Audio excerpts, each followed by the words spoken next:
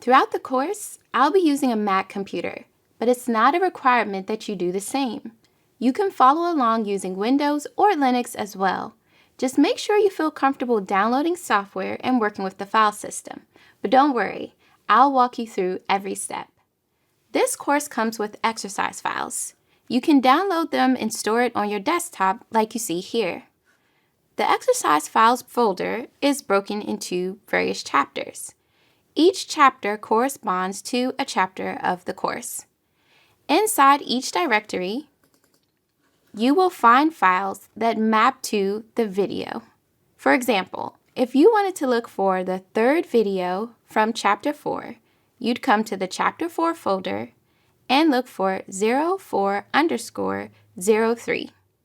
If you see files that end in _begin, this is the state of the file at the beginning of the video. Whereas if you see _end, this is the state of the file at the end of the video. But notice 0402 and 0406, they don't have any _begin or _end. That's because the code contained in these files are just for a reference. We're not going to make any changes to those. This makes it easier for you to compare the beginning and ending states of our file changes. Keep in mind though, not all videos will have exercise files. But don't worry, I'll make sure to call out which file we're working with as we go throughout the course.